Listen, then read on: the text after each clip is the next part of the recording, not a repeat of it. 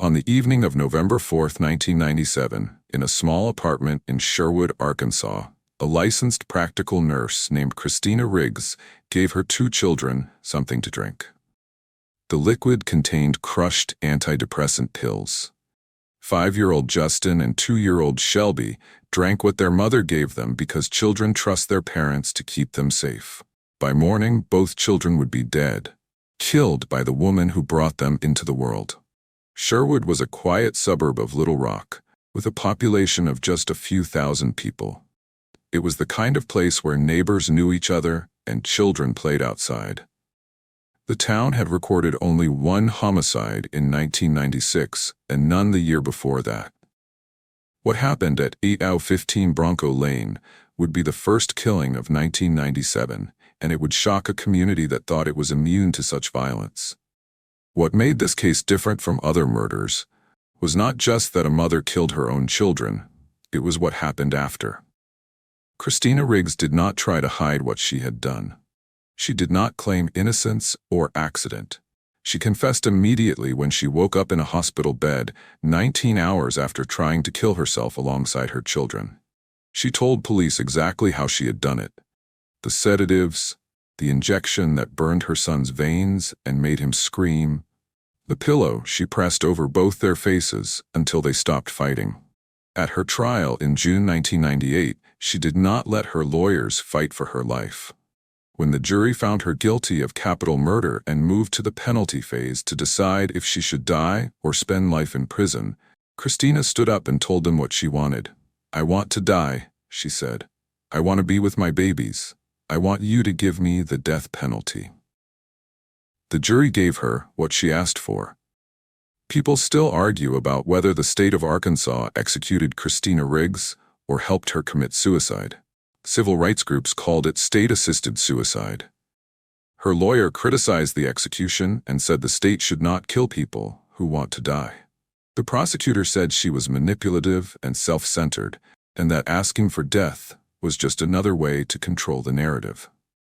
But before the execution, before the debates about mental illness and state-assisted suicide, before the death sentence and the trial, and the appeals that Christina refused to pursue, there was the night of November 4th, 1997. There was a mother who believed killing her children was mercy. There was a grandmother who found a scene that would haunt her for the rest of her life. There were investigators who had to make sense of something that made no sense at all. This is the story of what happened that night and everything that came after. The story of what happened that summer starts not with the crimes themselves, but with the people who did them. If you're drawn to stories of justice, betrayal, and the people who reach a point of no return, make sure to subscribe to No Way Out. This is where true crime meets truth. Christina Marie Thomas was born on September 2, 1971, in Lawton, Oklahoma. Her early years began in this military town where families came and went with postings to Fort Sill. The Thomas family later moved to Oklahoma City, where Christina would spend most of her childhood.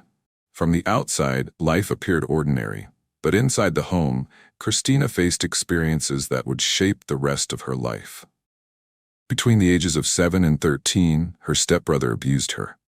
The abuse happened repeatedly over those 6 years. No one intervened. No one stopped it. At age 13, a neighbor also abused Christina. She kept these experiences to herself, internalizing the trauma.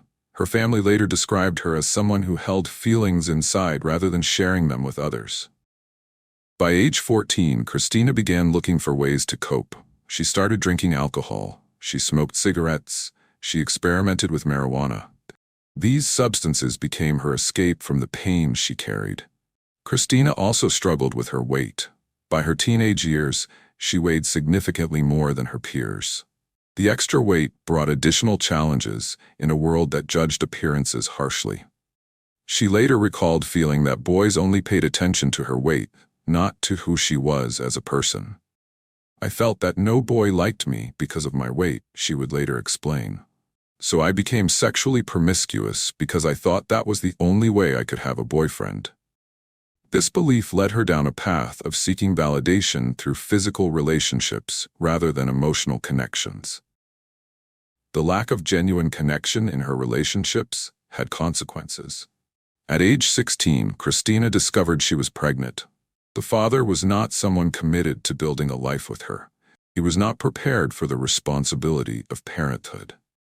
Christina faced a decision that would haunt her for years. She was still in high school, living with her family, without the means to care for a child. In January 1988, she gave birth to a baby boy. She made the difficult choice to place him for adoption. The baby went to another family who could provide the stability she could not. Giving up her first child left a mark on Christina that never healed. The experience of carrying a baby, giving birth, and then letting go created a wound that stayed with her. Despite these challenges, Christina completed high school. She graduated and looked toward her future. She wanted to do something meaningful with her life. She wanted a career that would allow her to help others and support herself financially. Christina chose nursing as her profession. She enrolled in a licensed practical nursing program, a more accessible path than becoming a registered nurse. The training was intensive but shorter. It would allow her to enter the workforce more quickly and start earning money. The decision to become a nurse seemed fitting for someone who had experienced so much pain. Nurses care for others in their most vulnerable moments. They provide comfort and medical treatment.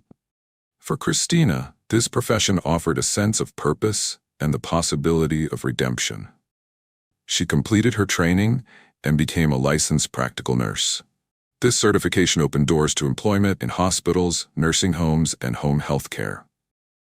Christina was ready to start her career and move forward with her life. But the traumas of her childhood, the substance abuse, the low self-esteem, and the loss of her first child had created patterns that would follow her.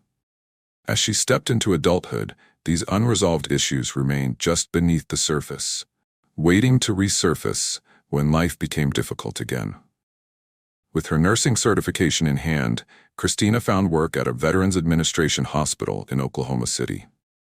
She cared for men who had served their country, providing medical attention and comfort during their treatment. The work was steady and provided the income she needed. For a young woman starting out on her own, the job represented stability and independence she had not known before. In October 1991, Christina met Timothy Thompson. He was stationed at Tinker Air Force Base, a major military installation in Oklahoma City. The base employed thousands of people and served as a hub for aircraft maintenance. Military personnel and civilian contractors moved through the area constantly. Timothy and Christina began dating. For Christina, who had struggled with relationships and self-worth, the attention from a military man felt validating. She hoped this relationship would be different from her past experiences. She imagined a future with Timothy, perhaps even marriage and a family. Christina became pregnant. When she shared the news with Timothy, his reaction was not what she had hoped for. Timothy denied the baby was his. He refused to accept responsibility for the pregnancy. He made it clear he wanted nothing to do with Christina or the child she was carrying. The rejection devastated Christina. Once again, she found herself pregnant and alone. The father of her baby had walked away without looking back. Timothy returned to Minnesota, his home state, and cut off all contact with Christina. She would raise this child as a single mother. On June 7, 1992, Christina gave birth to a son. She named him Justin Dalton Thomas. Unlike her first pregnancy, Christina chose to keep this baby. She was older now, had a job, and believed she could provide for a child. Justin was born healthy. He had his mother's features and a strong personality from the start. Christina loved her son deeply. After giving up her first child for adoption, keeping Justin felt like a second chance at motherhood. But raising a child alone while working as a nurse proved difficult. Christina had to arrange childcare when she worked. Her mother, Carol Thomas, helped when she could, but she had her own job and responsibilities. The costs of daycare, diapers, formula, and other necessities added up quickly. Christina's financial situation was tight. Her salary as a licensed practical nurse was modest. After paying rent, utilities, and childcare, little money remained for extras. She began to feel the strain of single motherhood. During this period, Christina reconnected with someone from her past. John Riggs was a sailor she had dated before. They had gone out previously, but the relationship had not worked out. Now, with Christina raising Justin alone, John came back into her life. John showed interest in both Christina and her son. He spent time with them and seemed willing to be part of their lives. For Christina, his presence meant she would not have to raise Justin entirely on her own.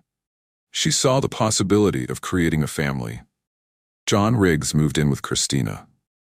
They lived together with baby Justin, trying to build a life as a family unit. John accepted Justin as if he were his own son, even though he was not the biological father. This arrangement gave Christina hope that her life was finally coming together. In 1993, Christina and John decided to marry. The wedding took place in July of that year. Christina was now 21 years old, with a 1-year-old son and a new husband. She believed this marriage would provide the stability she had always wanted. The wedding day came with both joy and tragedy. On their wedding night, Christina suffered a miscarriage.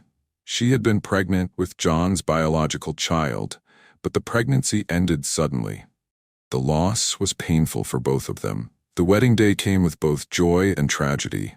On their wedding night, Christina suffered a miscarriage. She had been pregnant with John's biological child, but the pregnancy ended suddenly.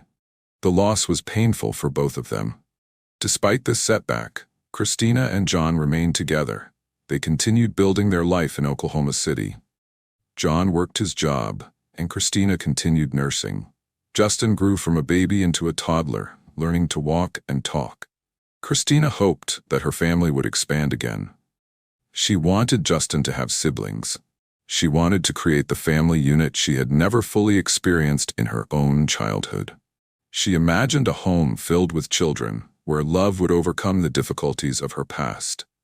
That hope became reality sooner than expected. The stage was set for both joy and eventual heartbreak. About a year into their marriage, Christina discovered she was pregnant again. Justin was now 2 years old, and the family seemed to be finding its rhythm. Christina received prenatal care throughout the pregnancy and prepared for the arrival of her second child. In December 1994, she gave birth to a daughter. They named her Shelby Alexis Riggs. Justin, now 2.5, had a baby sister. Christina's wish for Justin to have siblings had come true. Shelby's arrival brought new joy to the household. Christina took maternity leave from her nursing job, staying home with the newborn and her toddler son. The house was full of the sounds of children. Christina now had 2 children to care for, and for a brief moment, her dream of a complete family seemed within reach. But beneath the surface, the marriage between Christina and John was showing cracks. John worked and provided financially, but tensions grew between the couple. They argued about money, about parenting, about their future together. John's relationship with Justin became a particular source of conflict. Justin was an active child with attention deficit disorder and hyperactivity. He required constant supervision and patience. Managing his behavior proved challenging for both parents. The situation came to a breaking point one day when John lost his temper with Justin. The little boy did something that angered John. Instead of using appropriate discipline, John struck Justin in the stomach. The blow was hard enough to cause injury. Christina took Justin for medical attention. The doctor noted the injury.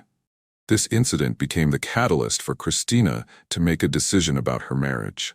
She could not remain married to someone who would physically harm her son. Christina filed for divorce from John Riggs. The marriage had lasted only about 2 years. The divorce was finalized and John moved out. Christina was once again a single mother, now with 2 children instead of 1. Both children had different fathers. Justin's father, Timothy Thompson, had abandoned them years earlier and lived in Minnesota. Shelby's father, John Riggs, was now her ex-husband. Neither man was actively involved in providing consistent support for their children. Child support payments were irregular at best. Christina could not count on receiving money from either father. This meant she had to support both children entirely on her nursing salary. Christina's mother, Carol Thomas, lived in Sherwood, Arkansas, a suburb of Little Rock. Carol worked in the food service department at Baptist Hospital. She suggested that Christina consider moving to Sherwood to be closer to family. The idea made sense to Christina. Living near her mother would mean built-in help with childcare. Carol could watch the children when Christina worked. The cost of living in Sherwood might also be lower than in Oklahoma City. In 1995, Christina made the decision to relocate. She packed up her belongings and moved with Justin and Shelby to Sherwood. They found an apartment in the small community. Sherwood had a population of just a few thousand people and was known as a quiet, safe suburb. Christina quickly found employment at Baptist Hospital in Little Rock, the same facility where her mother worked. The hospital hired her as a licensed practical nurse. She began working shifts, caring for patients, and earning the money needed to support her family.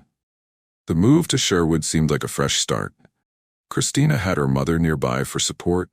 She had a good job at a respected hospital. Her children were young and healthy. On paper, everything looked promising. But Christina's mental health was suffering. She had experienced years of trauma, starting with childhood abuse. She had given up her first baby. She had been rejected by 2 men who fathered her children. She had divorced after her husband hurt her son. Christina began taking Prozac, an antidepressant medication. Her doctor prescribed it to help manage depression. The medication provided some relief, but it could not fix the deeper problems in her life or erase the patterns established over years of difficulty. As Christina settled into life in Sherwood, she tried to focus on the positive aspects of her situation. She had her children. She had her mother's support. She had a career in nursing that allowed her to provide for her family. These were real blessings, tangible reasons for hope. But hope does not pay bills. The positive aspects Christina tried to focus on were real enough. She worked at Baptist Hospital, where she proved to be a capable nurse. Her mother Carol helped with childcare when needed. Justin, now 3 years old, and baby Shelby were healthy. Yet managing finances as a single mother with 2 young children proved harder than Christina anticipated. Licensed practical nurses earned moderate salaries, not high incomes. After taxes, Christina's paycheck had to cover rent, utilities, food, clothing, medical expenses, and childcare. Childcare costs became the heaviest burden. When Christina worked, someone had to watch Justin and Shelby. Carol helped when she could, but she had her own work schedule at the hospital. Christina had to pay for professional daycare services most days. The expense was substantial. Full-time daycare for 2 children consumed a large portion of Christina's income. She calculated the numbers repeatedly. The more hours she worked, the more she paid for someone else to watch her children. The math did not add up favorably. Christina remembered taking Shelby to daycare for the first time. The little girl cried when her mother prepared to leave. Shelby pressed her hands against the glass door, crying, "Mama, Mama." Christina drove away feeling guilt and sadness about leaving her daughter in the care of strangers. The emotional cost of working full-time while parenting alone weighed heavily on Christina. She felt torn between providing financially for her children and being present with them. She worried that she was failing at both. By 1997, Christina's financial situation had deteriorated significantly. She was not just struggling to make ends meet anymore. She was drowning in expenses and debt. Her checking account was often overdrawn. She began writing checks she knew would bounce, hoping to cover them before the bank processed them. Christina's car registration expired. She could not afford to renew it. Her car insurance lapsed for the same reason. She drove illegally, knowing that a traffic stop could result in tickets she could not pay or even impoundment of her vehicle. Bills piled up unopened on her kitchen table. Phone bills, utility bills, medical bills from the children's doctor visits, collection notices. Christina felt paralyzed by the mounting debt. She could not see a way out. Christina later described her situation using a metaphor. "I started out in a boat with a small hole," she said, "but the hole kept getting bigger, and no matter how hard you bail, you keep sinking." Her mother Carol noticed something was wrong. She asked Christina directly what was troubling her. Christina did not fully share the extent of her problems. She kept her financial crisis largely to herself, perhaps out of shame or fear of judgment. Christina's depression worsened. The Prozac she had been prescribed An antidepressant meant to balance brain chemistry and improve mood no longer seemed effective. She felt overwhelmed by circumstances beyond her control. She saw no realistic solution to her problems. Meanwhile, she continued working at Baptist Hospital. In mid-1997, she changed positions. She left Baptist Hospital and began working at Arkansas Heart Hospital in Little Rock. She also took on additional shifts with a temporary nursing agency to earn extra money. The longer hours meant even more time away from Justin and Shelby. The childcare costs increased proportionally. Christina was working more but not getting ahead financially. The situation felt impossible.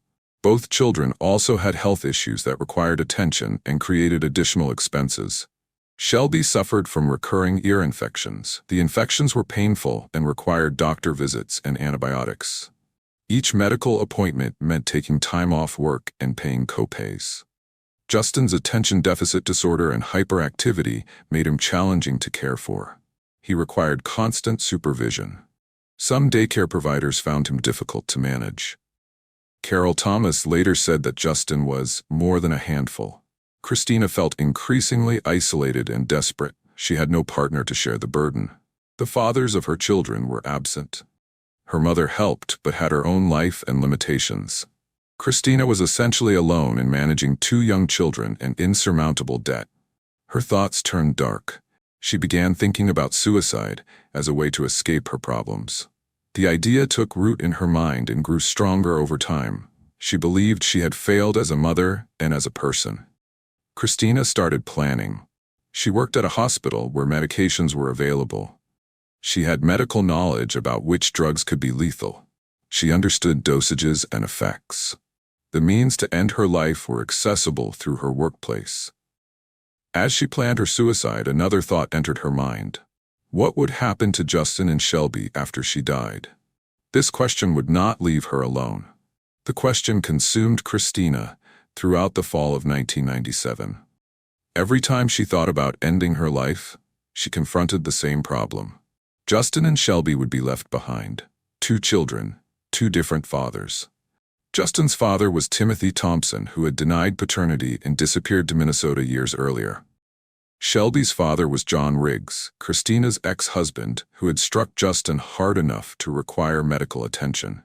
Neither man was actively involved in the children's lives. If Christina died, the children would likely be split up. They might go to their respective fathers in different states. They might be placed with different family members. Either way, Justin and Shelby would be separated. Christina could not bear this thought. She imagined her children growing up apart, never seeing each other, losing the sibling bond they shared. She fixated on this scenario as if it were inevitable. She also worried about how her children would handle knowing their mother had killed herself. They would grow up with that knowledge. They would wonder why their mother chose death over staying with them. The stigma and trauma of maternal suicide would mark them forever. In Christina's mind, these concerns became justifications for something unthinkable. She began to believe that her children would be better off dead than living without her. She convinced herself that killing them before killing herself was an act of mercy. This reasoning is not unusual in cases of filicide suicide. Parents who plan to end their own lives sometimes extend that plan to their children. They view their children as extensions of themselves rather than separate people with their own right to live. By late October 1997, Christina had decided that she and her children would die together. She began planning the logistics. She worked at Arkansas Heart Hospital, where she had access to medications. She knew which drugs would be necessary. She needed potassium chloride, which stops the heart. She needed morphine for pain management. She could obtain both drugs from the hospital. She also needed Elavil, an antidepressant that could be lethal in large doses. She could get a prescription for that through a pharmacy. Christina started gathering the drugs she would need. She stole vials of potassium chloride from the hospital. She took morphine. She obtained syringes and needles. She filled a prescription for Elavil at a local pharmacy. She planned the timing carefully. She decided on November 4th, 1997. It would be her last day of work at Arkansas Heart Hospital. After her shift ended, she would go home and carry out her plan. In the days leading up to November 4th, Christina withdrew money from her checking account. She gave the money to her mother. This act was her way of helping Carol after she was gone. She also began writing suicide notes. She wrote to her mother, Carol Thomas. She wrote to her sister, Rosanna Pickett. She wrote to her ex-husband, John Riggs. In these notes, she explained her actions and asked for forgiveness. "I hope one day you will forgive me for taking my life and the life of my children," she wrote. "But I can't live like this anymore, and I couldn't bear to leave my children behind, to be a burden on you, or to be separated." These notes revealed her mindset. She genuinely believed she was protecting her children from a terrible future. She believed separation would damage them more than death. Her logic was warped by depression, but to her, it made perfect sense. On November 3rd, 1997, Christina went through her day knowing what was coming. She had made her decision. The drugs were ready. The notes were written. Tomorrow would be the last day of her life and the last day of her children's lives. November 4th, 1997 was a Tuesday. Christina Riggs woke up that morning knowing it would be her last day of life. She had made her decision. The medications were ready. The plan was set. She went through her morning routine. She got Justin and Shelby ready for the day. She fed them breakfast. She took them to daycare. Everything appeared normal from the outside. No one looking at Christina that morning would have guessed what she was planning. Christina went to work at Arkansas Heart Hospital for what would be her final shift. She performed her nursing duties. She cared for patients. She worked alongside colleagues who had no idea what was in her mind. During her shift, Christina took the medications she needed from the hospital. She had already stolen potassium chloride and morphine on previous occasions, hiding the vials for later use. Today, she made sure she had everything necessary. Potassium chloride is a drug used in medical settings to correct potassium deficiencies, but in undiluted form and in large doses, it causes the heart to stop beating. This is why potassium chloride is one of the drugs used in lethal injection executions. Christina worked as a licensed practical nurse. She understood how drugs affected the body. She knew that potassium chloride would stop her children's hearts. She knew that Elavil in large quantities would be lethal. She had the medical knowledge to plan deaths efficiently. After her shift ended, Christina went to a pharmacy. She picked up her prescription for Elavil. The antidepressant she had been taking for depression would now become the instrument of death. The pharmacist filled the prescription and handed over the bottle. Christina paid and left. She picked up Justin and Shelby from daycare. They got in the car for the drive home. The children did not know this would be their last afternoon alive. They were just glad to see their mother after a day apart. Christina drove them to their apartment at 8015 Bronco Lane in Sherwood. The duplex was located just blocks from the Sherwood Police Department. It was a quiet residential area where families lived and children played outside. Then they arrived, Homer. The exact sequence of events during the afternoon and early evening was never fully documented. At some point, Christina began preparing. She filled a cup with water and dissolved Elavil tablets in it. She prepared the syringes with potassium chloride and morphine. She made sure the needles were ready. The suicide notes she had written earlier were ready to be placed where they would be found. She had written to her mother, Carol, explaining what she had done and asking for forgiveness. She had written to her sister and to her ex-husband, John. Around 10 o'clock that evening, Christina told Justin and Shelby to drink what she had prepared for them. The children obeyed. They drank the liquid even though it probably tasted bitter from the dissolved medication. The Elavil worked quickly. Both children became drowsy. Justin went to his bed. Shelby went to hers. They fell asleep, sedated by the antidepressant their mother had given them. Christina waited until she was certain they were deeply asleep. Then she took the syringe filled with potassium chloride and went to Justin's room. She injected the undiluted chemical into his neck. The result was not what Christina expected. In properly diluted form and given intravenously at the correct rate, potassium chloride can be administered safely. But Christina injected it undiluted directly into Justin's neck. The chemical burned his veins with intense pain. Justin woke up screaming. He cried out, "It hurts! It hurts!" and called for his mother. "Mama, Mama," he screamed. Christina tried to inject him with morphine to stop the pain, but it did not work fast enough or effectively enough. Justin continued to scream and cry. Christina panicked. She had not anticipated this level of pain and suffering. She grabbed a pillow and pressed it over Justin's face. Justin fought back, his small hands trying to push the pillow away. Christina pressed harder until Justin stopped moving. After Justin died, Christina went to Shelby's room. She had seen how much pain the potassium chloride caused Justin. She decided not to inject Shelby with it. Instead, she went directly to the pillow method. She placed a pillow over Shelby's face and pressed down. The 2-year-old woke up and struggled. Both children were dead. Christina moved their bodies from their individual beds to her own bedroom. She carried Justin first, then Shelby. She laid them side by side in her bed, their small bodies close together. She covered them with a blanket. She arranged their positions so they looked peaceful, as if they were simply sleeping. This action took time and care. Despite having just killed her children, Christina wanted them to look calm and comfortable. Now, it was time for Christina to complete her plan. She had killed her children. Now she would kill herself. She would join them in death, and they would be together forever. Christina took the bottle of Elavil tablets. She swallowed 28 pills. This was far more than a therapeutic dose. 28 tablets of Elavil constituted a potentially lethal overdose, but Christina wanted to be certain of death. The pills alone might not work, or they might take too long. She also had the syringe filled with potassium chloride. She injected herself with enough undiluted potassium chloride to kill 5 people. She pushed the plunger down, forcing the chemical into her bloodstream. She expected her heart to stop beating within moments. The Elavil began to take effect. Christina felt dizzy. Her vision blurred. The room spun around her. She collapsed to the floor at the foot of her bed, near where her children's bodies lay. But the potassium chloride did not work as intended.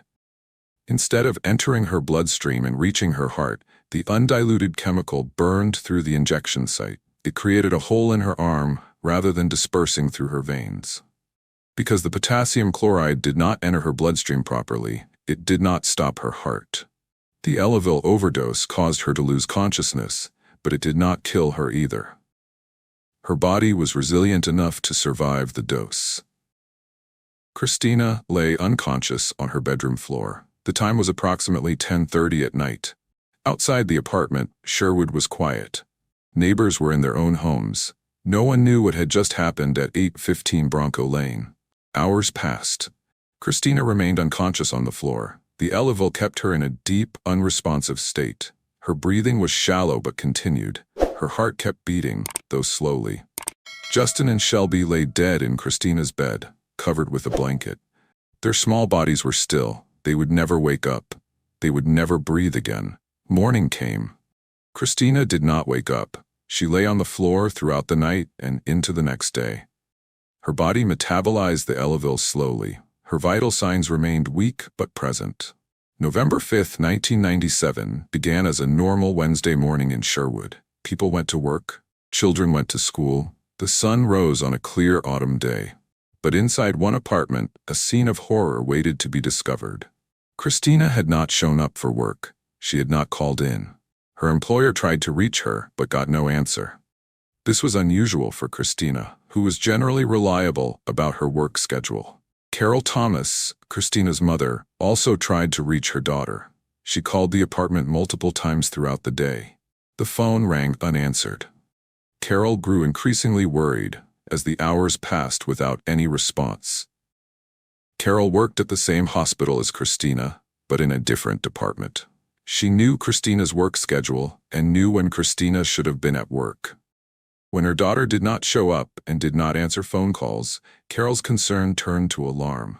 By mid-afternoon on November 5th, Carol decided she needed to check on Christina in person. She drove to the apartment complex on Bronco Lane. She parked her car and walked to the door. She knocked. No answer came. Carol had a key to Christina's apartment. She used it to unlock the door and pushed it open. She called out for Christina as she stepped inside. Still no answer. Carol Thomas walked through Christina's apartment, calling her daughter's name. The silence felt wrong. Small children are rarely quiet during daytime hours. The absence of noise was the first warning sign that something was very wrong.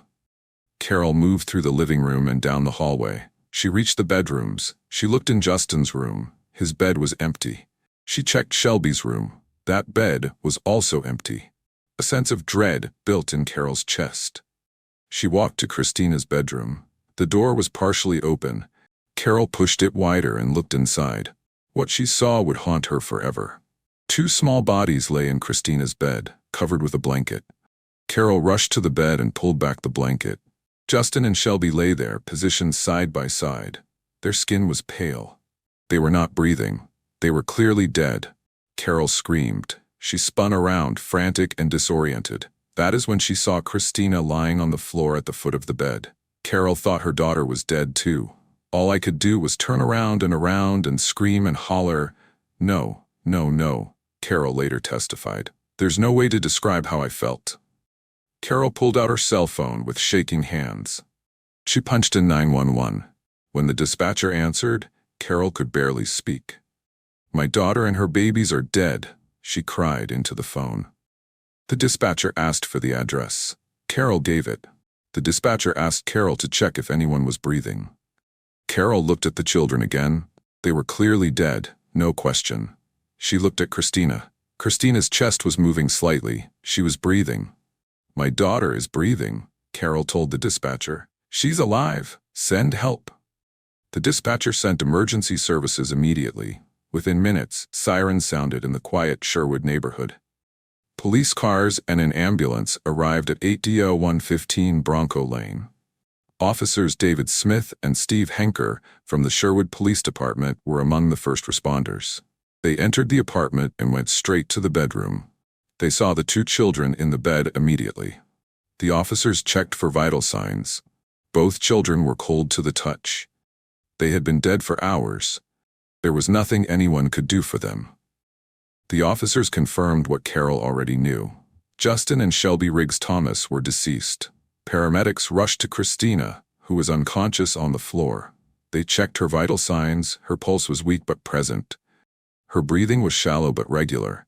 She was alive but unresponsive. The paramedics worked quickly to stabilize her. They started an IV line. They prepared her for transport. They placed her on a stretcher and carried her out of the apartment to the waiting ambulance. Christina was transported to Baptist Memorial Medical Center in North Little Rock. This was the same hospital where she had worked. Now she arrived as a patient in critical condition. While paramedics worked to save Christina, police officers secured the scene. This was now a crime scene, though at this point they were not yet sure what crime had occurred. It might be a murder-suicide attempt. It might be something else. Officers began documenting everything. They took photographs of the bedroom. They noted the position of the children's bodies. They saw the blanket that covered them. They observed Christina's position on the floor. They found the suicide notes. These notes immediately clarified what had happened. Christina had written about killing the children and herself. She had explained her reasons. She had asked for forgiveness. Officers also found physical evidence throughout the apartment. In the bedroom, they discovered syringes, they found vials of potassium chloride, they found morphine, they found the bottle of Elavil with many pills missing. The evidence painted a clear picture. Christina Riggs had obtained these medications. She had used them to kill her children. She had attempted to kill herself but failed. Let's pause here for a moment. If you're intrigued so far, subscribe to stay with us through the rest of this story. The medical examiner was called to the scene. The bodies of Justin and Shelby needed to be examined to determine the exact cause of death. The medical examiner's team photographed the bodies and took preliminary notes at the scene. The children's bodies were then transported to the medical examiner's office in Little Rock for full autopsies. These examinations would reveal exactly how each child died. Meanwhile, at Baptist Memorial Medical Center, doctors worked to stabilize Christina. Doctors treated the overdose. They administered activated charcoal to absorb the remaining Elavil in her system. They gave her IV fluids. They monitored her heart rhythm carefully in case the potassium chloride caused arrhythmias. Hours passed.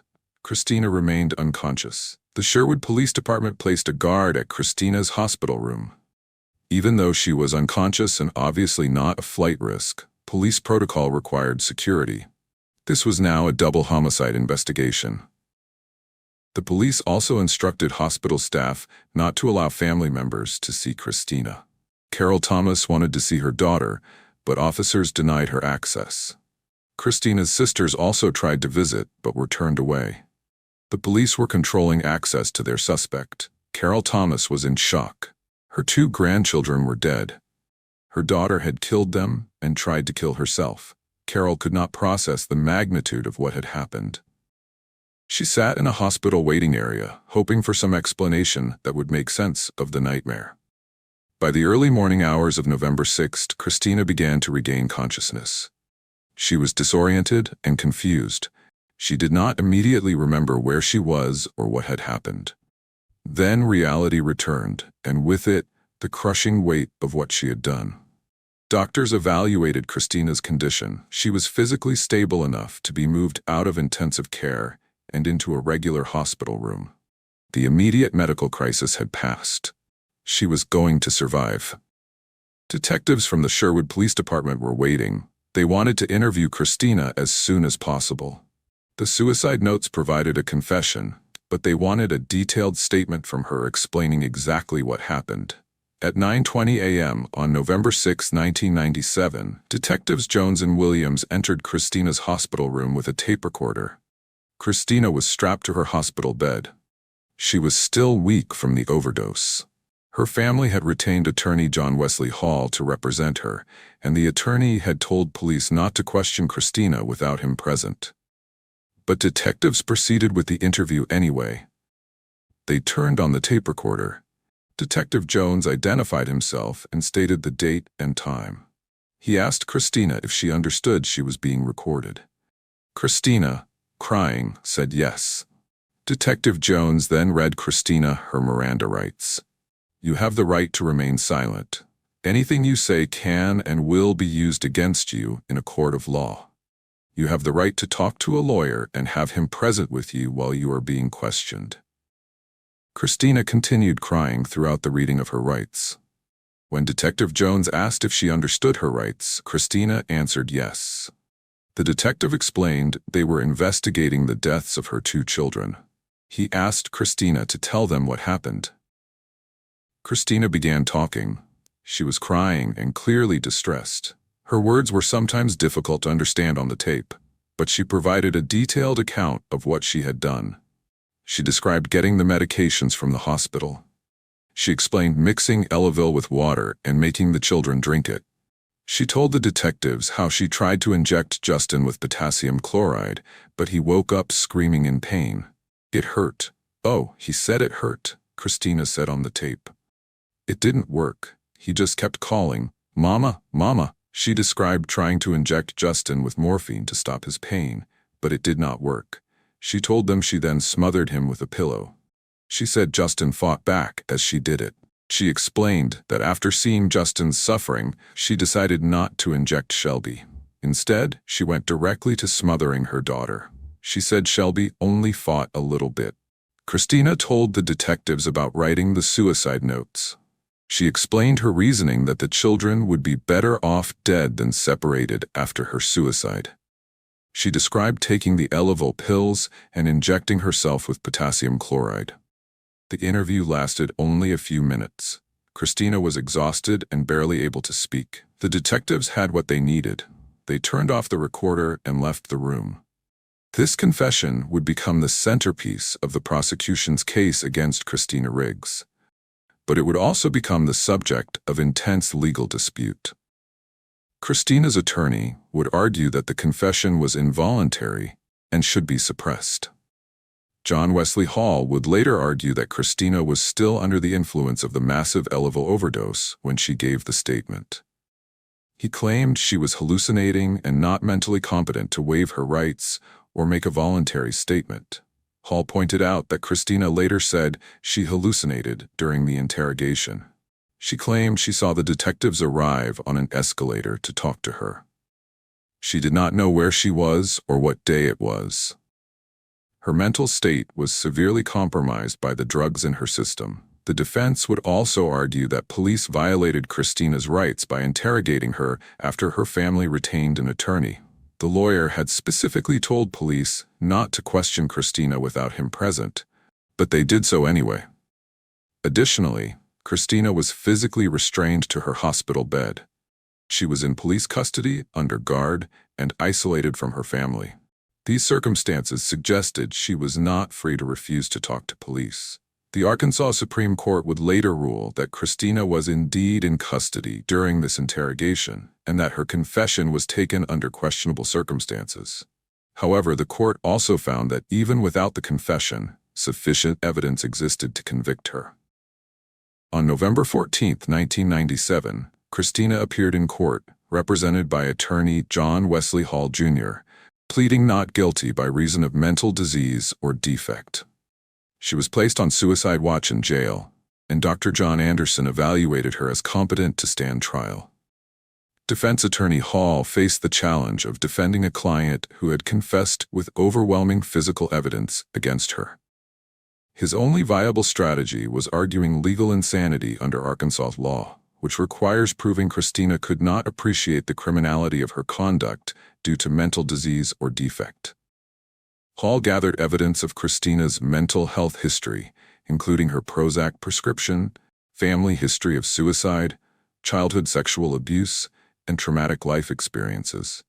He retained psychiatrists who would testify that Christina's severe depression led her to believe killing her children was an act of love, making this a filicide-suicide case where the parent views children as extensions of themselves. Hall attempted to suppress Christina's hospital confession, arguing she was drugged, hallucinating, and questioned after her family retained counsel, but Judge Humphrey denied the motion, ruling the confession admissible. Prosecutor Larry Jegley prepared a straightforward case arguing that Christina was criminally responsible and murdered her children because they were inconvenient burdens. His theory portrayed her as selfish and self-centered, presenting evidence that she sometimes left her children alone or locked them in their room while going to karaoke bars. The prosecution emphasized premeditation through her systematic obtaining of medications, withdrawing money for her mother, and writing suicide notes. Jegley planned to use Christina's taped confession, physical evidence, autopsy testimony, and prosecution mental health experts who would acknowledge her depression but argue it did not constitute legal insanity. The prosecution would emphasize the helplessness of the victims and argue no mitigating factors justified sparing her from execution. What Jegley did not anticipate was that during the penalty phase, Christina would ask the jury to give her the death penalty, making his job significantly easier. The trial of Christina Marie Riggs began in June 1998 in Pulaski County Circuit Court, with Judge Marion Humphrey presiding, prosecutor Larry Jegley leading the prosecution, and defense attorney John Wesley Hall representing Christina. After several days of jury selection questioning potential jurors about their views on the death penalty and mental illness, a jury of 7 women and 5 men was seated. Christina sat at the defense table in civilian clothes, appearing pale, thin, and emotionally subdued throughout the proceedings. Prosecutor Jegley opened by describing the scene at Christina's Sherwood apartment and telling jurors they would see evidence of cold-blooded murder, even asking them to imagine hearing the laughter of the children as they entered the home. Hall objected to this inflammatory statement about dead children, but Judge Humphrey overruled him. The defense's opening statement acknowledged Christina killed her children, but asked jurors to understand why, explaining her severe depression, trauma history, and belief that taking the children with her in death was better than leaving them to be separated. The prosecution presented Carol Thomas, who emotionally described finding her grandchildren dead and her daughter unconscious. Police officers who detailed the crime scene, the suicide notes Christina had written, medical examiner testimony about the causes of death, and most devastatingly, the taped confession where the jury heard Christina's crying voice describing how Justin screamed, "It hurts, it hurts," and how Shelby only fought a little bit. The prosecution also showed photographs of the children alive and dead, which Hall objected to as prejudicial, but the judge allowed. The defense called psychiatrists and psychologists who testified that Christina suffered from major depression that clouded her judgment and made her believe killing her children was an act of mercy to prevent their separation after her planned suicide. Dr. Bradley Diner and other experts explain this as filicide suicide, where the parent views children as extensions of themselves. The defense presented Christina's family history of suicide, her traumatic life experiences, including childhood sexual abuse and failed relationships, and testimony from her sister Elizabeth Nottingham about Christina's remorse. Expert witnesses testified that Christina's suicide attempt was genuine, not manipulative, as she had taken lethal doses intending to die. The prosecution aggressively cross-examined these experts, getting them to admit that depression alone does not cause murder, and that millions suffer severe depression without killing anyone. Prosecution experts Dr. John Anderson and Dr. Wendell Hall testified that Christina understood right from wrong, and that her advanced planning, obtaining medications over time, choosing a specific date, and writing explanatory notes demonstrated rational thought incompatible with legal insanity. After both sides rested and the judge instructed the jury on the law, deliberations lasted only 55 minutes before the jury returned a guilty verdict on 2 counts of capital murder. Christina collapsed in her seat when she heard the verdict, as the mental illness defense had completely failed. The jury concluded that while Christina may have been depressed, she knew what she was doing and understood her actions were wrong, making her criminally responsible. The trial immediately moved into the penalty phase, where the jury would decide between death or life imprisonment without parole. The prosecution argued the victims were helpless children killed by their own mother with no significant mitigating factors, while the defense prepared to present Christina's mental illness, traumatic past, and lack of criminal history to argue for mercy. However, something unexpected happened during the penalty phase that shocked everyone in the courtroom and changed the entire trajectory of the case. The penalty phase of Christina Riggs' trial began immediately after the guilty verdict. This was the jury's opportunity to decide whether Christina should be executed or spend the rest of her life in prison. John Wesley Hall prepared to present mitigating evidence. He would call witnesses to testify about Christina's mental health, her difficult background, and factors that might convince jurors to spare her life. The prosecution would argue for death. Larry Jegley would emphasize the vulnerability of the victims and the heinousness of the crime. He would argue no mitigating circumstances justified mercy. But before either side could begin their penalty phase presentations, Christina Riggs stood up in the courtroom. She turned to face the jury directly. What she said next stunned everyone present. "I want to die," Christina said to the jury. "I want to be with my babies. I want you to give me the death penalty." The courtroom fell silent. Defense attorney Hall tried to object, but Christina continued speaking. She told the jury she did not want her lawyers to present mitigating evidence. She wanted them to recommend death as her punishment. Judge Humphrey halted the proceedings. He asked Christina if she understood what she was saying. She confirmed that she understood completely. She wanted to die. She did not want to fight the death penalty.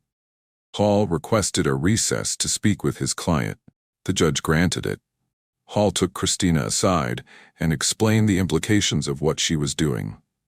If she prevented her attorneys from presenting a defense during the penalty phase, the jury would almost certainly give her death. Christina was adamant.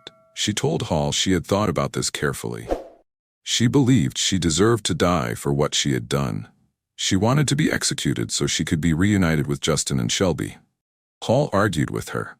He explained that as her attorney, he had a duty to fight for her life. He told her about life in prison, about the possibility of eventually finding peace and purpose even behind bars. Christina refused to change her position. She instructed Hall not to present mitigating evidence on her behalf. She told him to let the penalty phase proceed without a defense presentation. Hall was in an impossible position. His client was directing him not to defend her during the most critical phase of the trial. As an attorney, he was ethically obligated to follow his client's wishes unless she was incompetent to make the decision. But Christina had been found competent to stand trial. Multiple mental health evaluations confirmed she understood the charges against her and could assist in her defense. She was making this choice with full knowledge of the consequences. The court reconvened. Hall informed Judge Humphrey that his client had directed him not to present mitigating evidence during the penalty phase. The judge asked Christina directly if this was her wish. She confirmed it was. Judge Humphrey addressed Christina about the seriousness of her decision. He explained that by not presenting mitigating evidence, she was essentially asking for death. Christina said she understood and that this was exactly what she wanted. The prosecution presented its case for the death penalty. Jegley reminded jurors of the victims' ages, 5 years old and 2 years old. Completely helpless, murdered by the one person who should have protected them above all others. The defense presented nothing. Hall sat silent at the defense table, bound by his client's instructions. The jury saw that Christina's own lawyers were not fighting for her life because she did not want them to. Christina addressed the jury again. She said she took full responsibility for her actions. She acknowledged the horror of what she had done. She said death was the only appropriate punishment. "I want to be with my babies," she told the jurors. "I want you to give me the death penalty." The jury deliberated on the sentence. They had the power to give life imprisonment instead of death, even though Christina was asking for execution. But the jury followed Christina's request. They returned with a recommendation of death. The foreman announced the verdict. Christina Marie Riggs should be executed by the state of Arkansas for the murders of Justin Dalton Thomas and Shelby Alexis Riggs.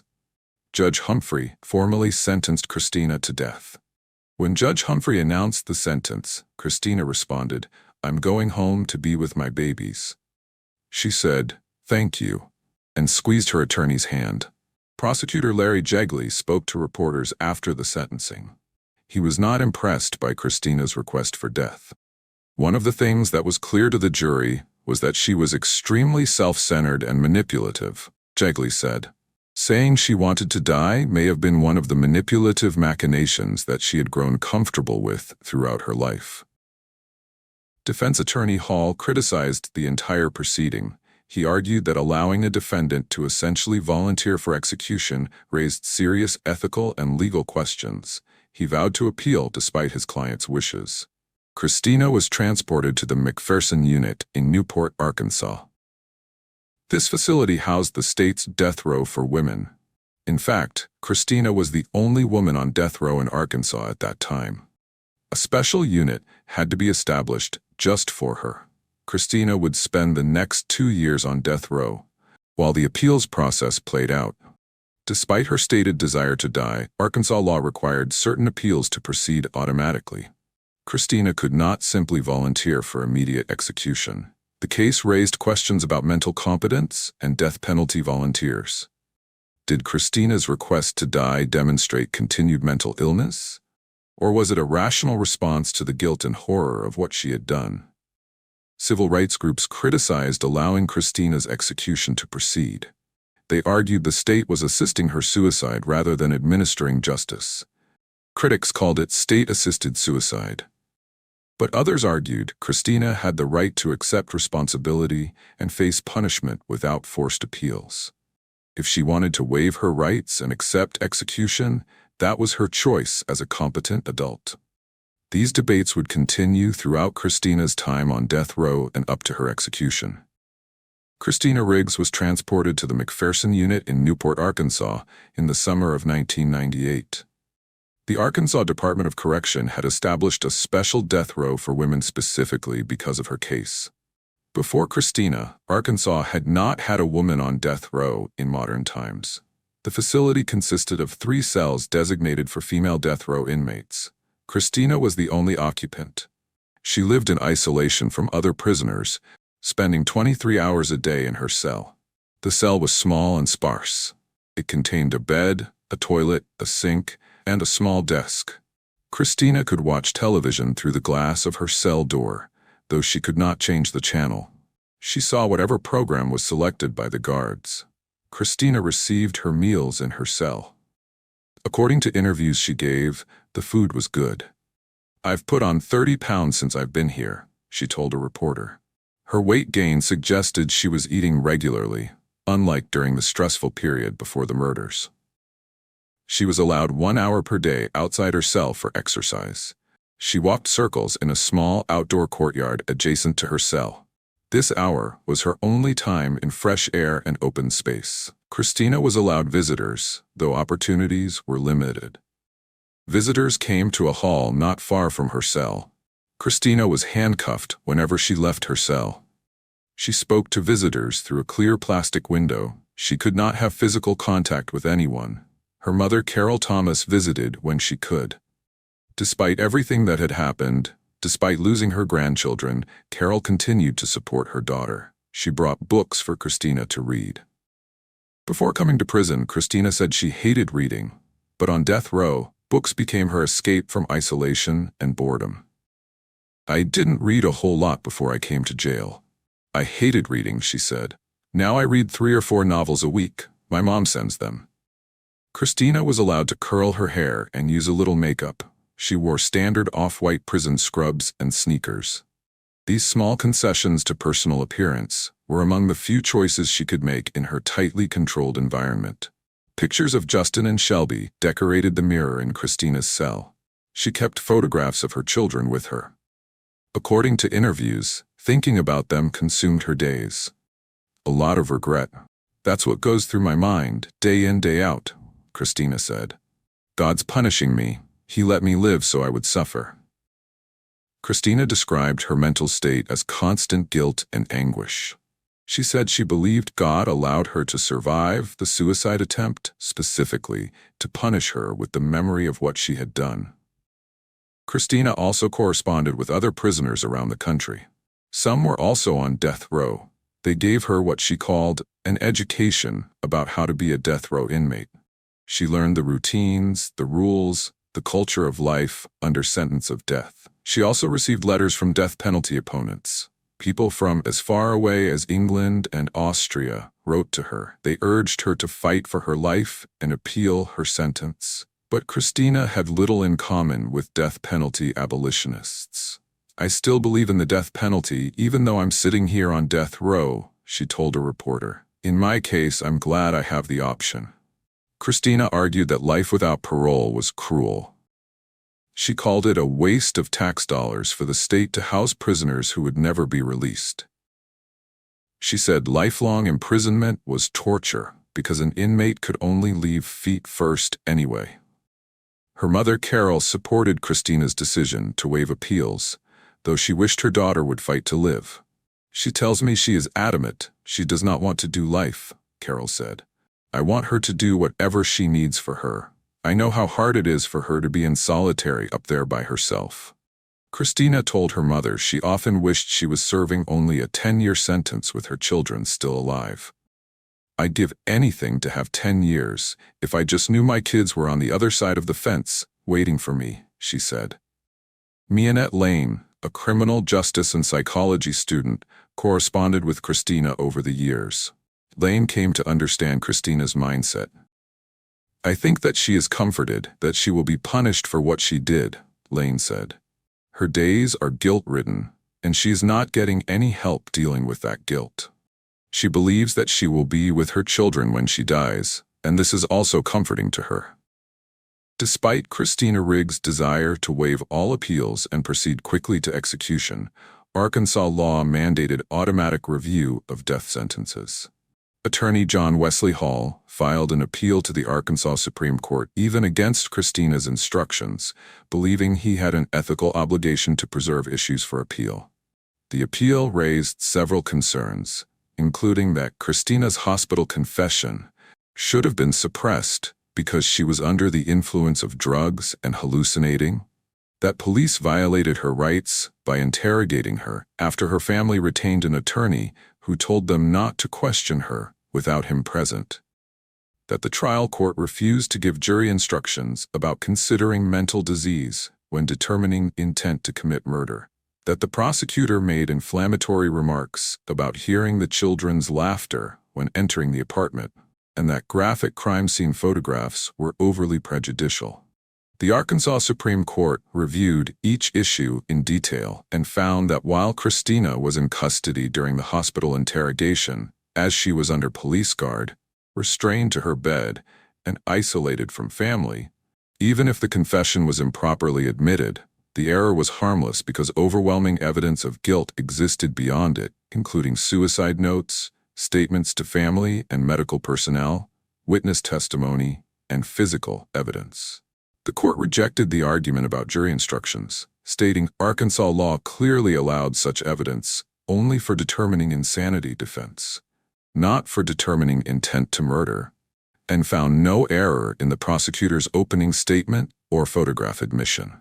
On November 5, 1999, the Arkansas Supreme Court affirmed Christina's conviction and death sentence in a 6-1 opinion written by Justice Robert L. Brown, finding no reversible error.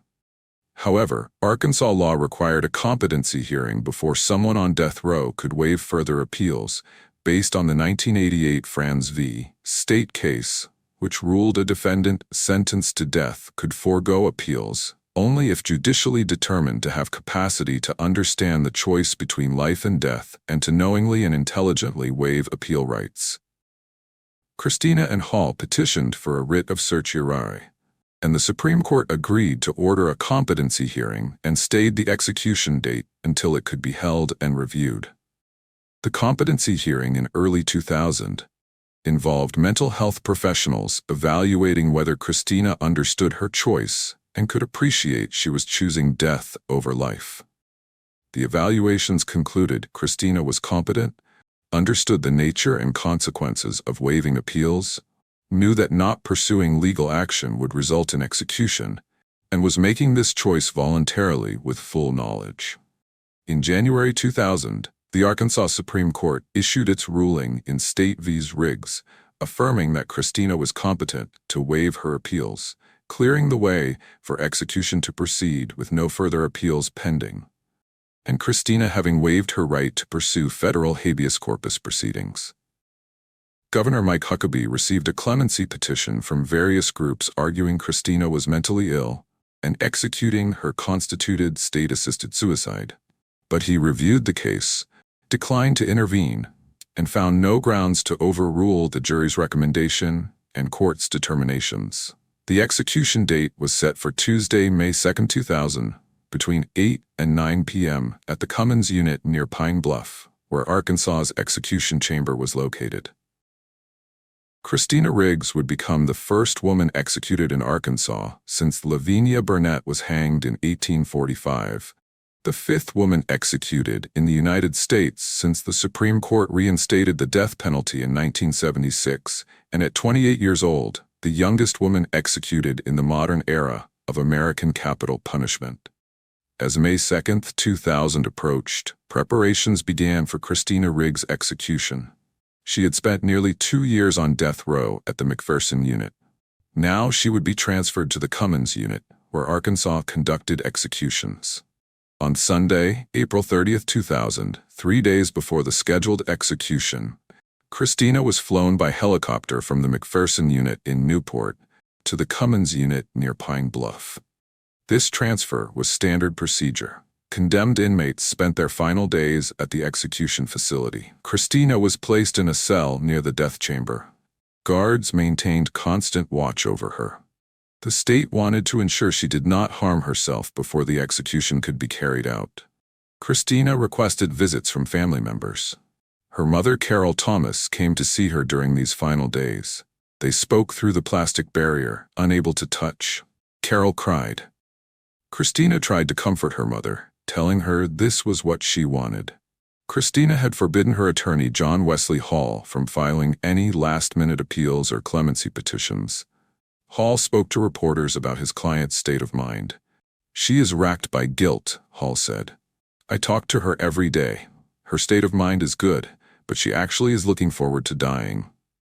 Various groups made final efforts to stop the execution.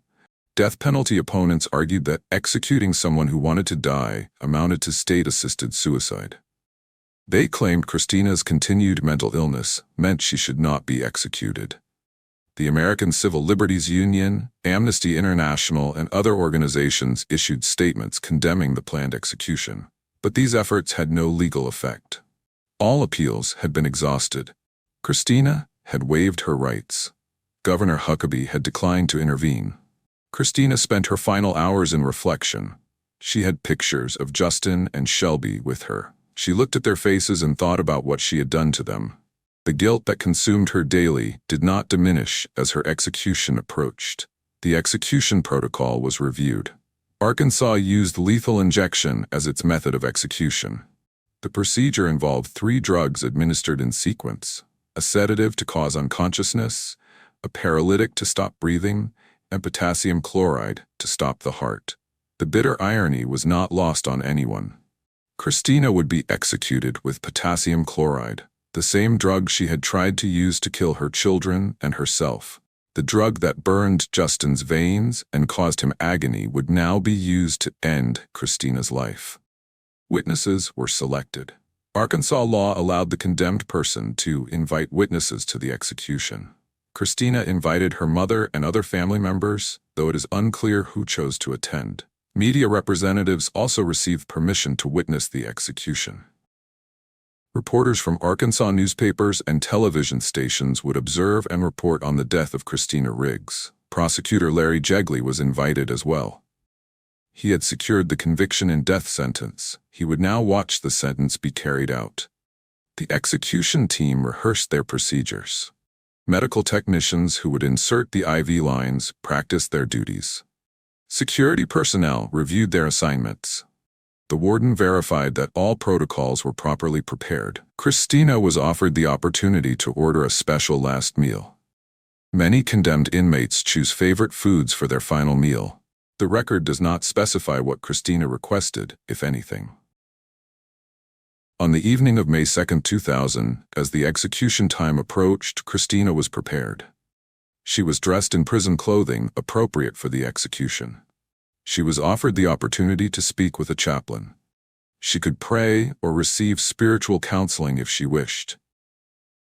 Christina was calm. She had wanted this day to come. She had fought to prevent appeals from delaying it. She believed she would soon be reunited with Justin and Shelby. Death was not something she feared. It was what she desired. The execution was scheduled for between 8 and 9 p.m. Christina was escorted from her cell to the death chamber shortly before the scheduled time. She walked on her own, did not resist, did not struggle. The death chamber was a small room with a gurney in the center. Medical equipment was set up nearby. The lethal injection drugs were prepared in syringes, ready to be administered through IV lines. Witness rooms flanked the chamber, separated by glass windows. Witnesses could see into the chamber, but were separated from the condemned person. Christina would be able to see the witnesses as she lay on the gurney. Christina Riggs was escorted into the execution chamber at the Cummins unit on the evening of May 2, 2000. The room was small and clinical. The gurney waited in the center, padded but imposing. Execution team members directed Christina to lie down on the gurney. She complied without resistance. She had been waiting for this moment. She wanted it to happen. Guards secured restraints around her arms, legs, and torso, fastening her firmly to the gurney so she could not move. The execution was scheduled to begin between 8 and 9 p.m., but complications immediately arose. The medical technicians responsible for inserting the IV lines began their work. They needed to establish venous access to deliver the lethal drugs. Finding a suitable vein proved difficult. Christina's veins were not cooperating. The technicians probed her arms repeatedly, searching for a vein large enough and accessible enough for the IV catheter. 18 minutes passed as they tried unsuccessfully to establish the lines. The delay was unusual and uncomfortable. Christina lay strapped to the gurney while technicians repeatedly stuck needles into her arms. Witnesses watched through the glass, seeing the extended struggle. Finally, Christina offered a solution. She agreed to have the catheters placed in veins in her wrists instead of in her arms. This was not standard protocol, but the wrists sometimes have visible veins when arm veins are difficult to access. The technician successfully placed IV lines in Christina's wrists. The execution could now proceed. The time was approximately 9:10 p.m., 18 minutes behind schedule. The warden asked Christina if she had any final statement. Arkansas protocol allowed condemned inmates to make final words before the execution began. Christina spoke clearly. Her voice was calm. "There's no way, no words can express how sorry I am for taking the lives of my babies," she said. "Now I can be with my babies, as I always intended." These were the words of a mother expressing regret for killing her children, while simultaneously expressing her belief that death would reunite them. The contradiction captured the complexity of Christina's mental state. She felt genuine remorse, but still believed she would be with Justin and Shelby after death. The warden signaled for the execution to begin. In an adjacent room, hidden from witnesses' view, the execution team began administering the 3-drug protocol. The first drug was a sedative, typically sodium thiopental. This drug causes loss of consciousness within seconds. Christina would fall asleep and become unaware of everything that followed. The sedative entered Christina's bloodstream through the IV lines in her wrists. Within moments, her eyes closed. Her breathing remained steady, but she showed no signs of consciousness. She appeared to be peacefully asleep. 1 minute after the drugs began flowing, Christina whispered her final words. "I love you, my babies." Her lips moved, forming the words. Then she was silent. The second drug was a paralytic agent, typically pancuronium bromide. This drug paralyzes all voluntary muscles, including the diaphragm, stopping breathing. If the sedative had not worked properly, this drug would cause the sensation of suffocation, which is why the sedative must work first. The paralytic took effect. Christina's chest stopped moving. She was no longer breathing, but her heart still beat, pumping blood through her veins. The third drug was potassium chloride. This was the same drug Christina had tried to use on her children and herself. In concentrated form, injected intravenously, it causes cardiac arrest. The heart stops beating. The potassium chloride entered Christina's system. Her heart rhythm became irregular, then stopped. The heart monitor showed a flat line. Christina Marie Riggs was dead. The execution took 9 minutes from start to finish once the drugs began flowing. At 9:28 p.m. Central Daylight Time, medical personnel confirmed Christina had no pulse and no breathing. The doctor present pronounced her dead. The witnesses sat in silence. They had just watched a woman die by the same method she had attempted to use on herself 2.5 years earlier. Christina had gotten her wish. She had been executed by the state of Arkansas. Christina's body remained on the gurney for a few minutes while medical personnel completed paperwork and procedures. Then her body was removed from the chamber and taken to the prison morgue. Christina Riggs was 28 years old at the time of her death. She had lived a troubled life, marked by trauma, abuse, failed relationships, and mental illness. She had become a mother to 2 children she ultimately murdered. She had spent less than 2 years on death row before achieving the execution she requested. She was the first woman executed in Arkansas since Lavinia Burnett was hanged in 1845, making her death historically significant for the state. She was the 5th woman executed in the United States since the Supreme Court reinstated the death penalty in 1976. She was also the youngest woman executed in the modern era of American capital punishment. No woman younger than 28 had been executed since executions resumed in 1976. Christina's body was released to her family for burial. The location of her grave is not publicly recorded. Thanks for watching. Hit that subscribe button and turn on notifications so you never miss another deep dive into the world's darkest stories.